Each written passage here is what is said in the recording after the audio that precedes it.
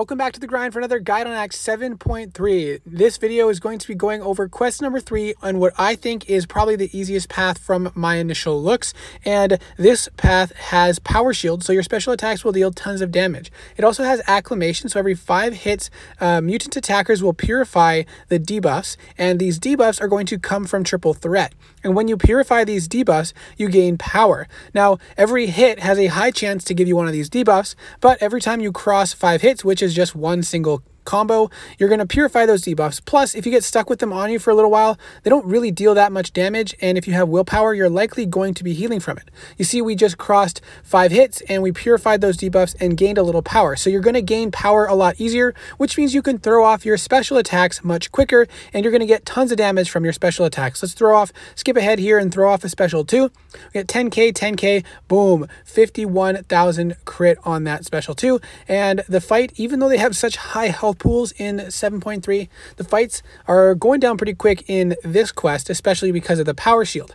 Now, the next fight is against Wasp, so you might want an evade counter, or you can just stick to hitting in when they have a parry on them, so you don't have to worry about Wasp evading. Now, the one thing to keep in mind with Professor X is this path also has a node where once you gain a bar of power, you have 8 seconds to use it or cross the next bar threshold, otherwise you'll lose power. So when Professor X loses power, he loses channeling charges. So we're going to see here that I am going to have that trigger on me, and I'm going to lose my channeling charges, which is going to take me down so low that I cannot use the mind control to get power back. So we're doing pretty well gaining power, but here I let the power drain and I lost half of my channeling charges. So when I threw off my special attack, I didn't get mind control and I didn't get the power reserve type mechanic. But we were more careful going into this next one, and look at the damage we're getting with some little prowesses up there. The damage is nuts with power shield with so many of these mutants that already have such high damage. This next fight with Sunspot also is pretty straightforward. Taskmaster can be a little bit annoying because sometimes you can't stun him, but we throw off a couple special ones, and we're going to skip ahead to the special 2, and the damage is just nuts. You could clear the whole lane, I'm sure, with Sunspot without too much difficulty. Look at that.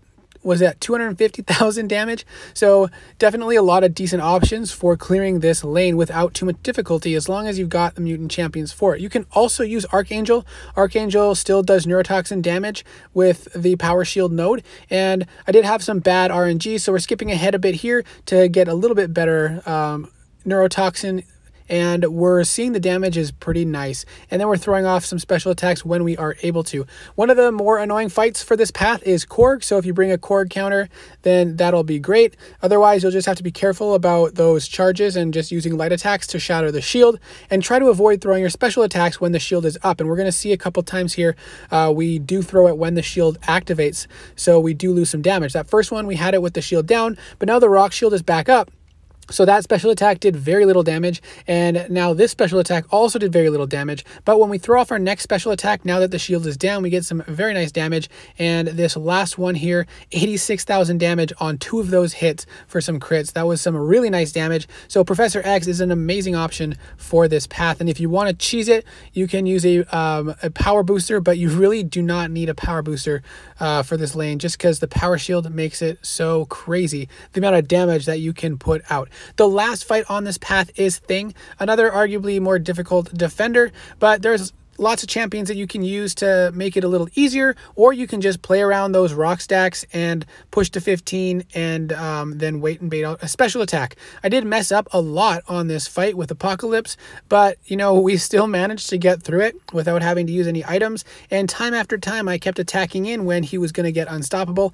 I'm not sure what I was thinking about during this fight, but I made a lot of mistakes, but still managed to get through it. One thing to note is we do have a concussion on Thing now, so we're not actually purifying the debuffs when we cross the 5-hit threshold. So that's something to consider about Apocalypse. You might not want to use him with the concussion, because then you won't be gaining power from purifying those debuffs. But again, the debuffs do such little damage that it really doesn't hurt that much to have them on you. So if you want to use Apocalypse, if that's all you have, he's still a great option because he does a lot of damage with his special attacks, especially once you get those debuffs applied.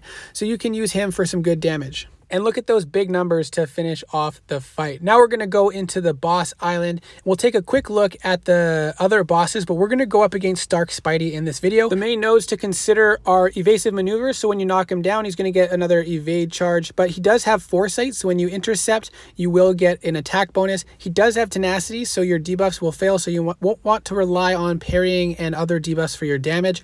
So keep in mind the evasive remover and the tenacity.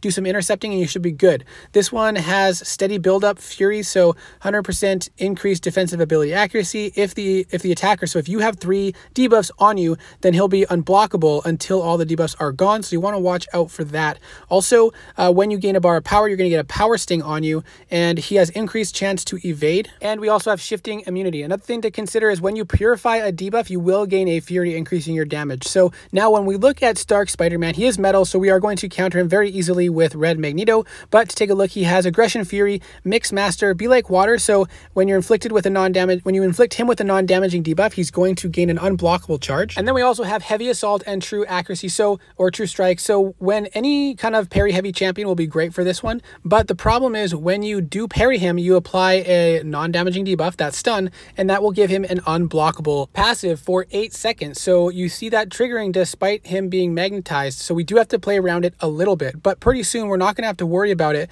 And look at the damage on those heavy attacks. That was almost 40,000 damage from that heavy attack. Now we do have to wait out this unblockable charge yet again, but once it ends, we can land our next parry and throw off our heavy attack. And with this decreased ability accuracy that Magneto has with a magnetized opponent, we can avoid that on most of our parries. It was just maybe a coincidence that it triggered so many times in a row at the beginning of the fight. Look at that, 33,000 damage. Maybe that first one was not 39,000 damage, but we're getting over 30,000 damage from our heavy attacks when they crit. And then we're going to build up our charges. And once we get there, it's game over. It's a very, very simple fight with Magneto.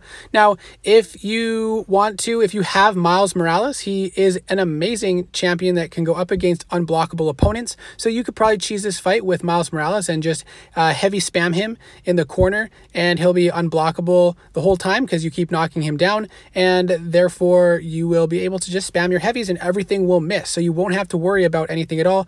Now look, with Magneto, the Special 3 doesn't kill him, but we have some nasty bleeds on him, plus 2 furies, and then we'll get an opening here after we knocked him down, and then we're going to attack in and see one big hit because he dies. But with those furies, you can do some really strong damage as well. So I would say this is one of the easier boss fights, especially if you have red Magneto. Otherwise, the other ones aren't too bad if you have the appropriate counters. For the tenacity, you can use Apocalypse or white Magneto pre-fight, and any typical counter for Spider-Ham should do fine. Let me know what champions you use, what path you preferred, and I hope you enjoyed this video. Good luck, and I hope to see you next time.